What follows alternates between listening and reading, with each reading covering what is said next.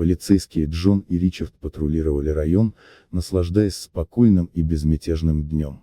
Солнце светило ярко, и вокруг царила тишина, когда они ехали по тихой улице, где почти не было людей. Вдруг их внимание привлекла пожилая женщина, которая с трудом передвигалась, прихрамывая и медленно шагая к ним, словно преодолевая невидимые преграды.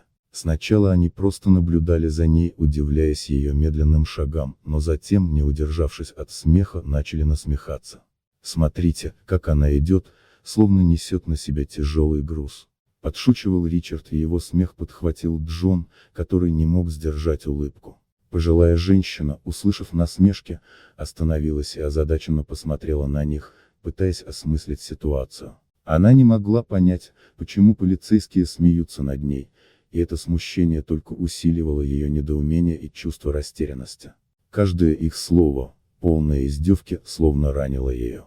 Несмотря на ее попытки выяснить причину смеха, Джон и Ричард продолжали насмехаться, игнорируя ее вопросы. Женщина почувствовала унижение и решила противостоять им. Она потребовала объяснений, ее голос звучал с возмущением и отчаянием.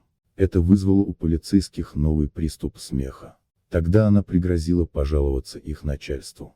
Джон, с ухмылкой на лице, потребовал, чтобы она отошла, чтобы они могли снова посмеяться над ней. В ответ он с насмешкой обвинил ее в неуважении и пригрозил арестом за домогательство.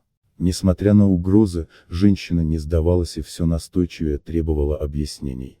Джон и Ричард, выйдя из машины, решили преподать ей урок. Но вместо того, чтобы разобраться в ситуации, они схватили женщину и увезли ее в участок.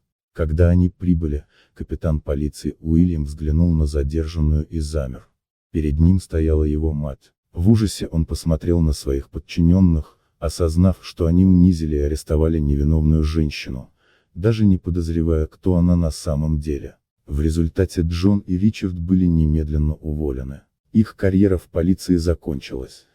И они навсегда запомнили этот урок: важно уважать людей, независимо от их возраста и состояния. Женщина же, несмотря на унижение, сохранила свою гордость, а ее история стала примером борьбы за достоинство и уважение.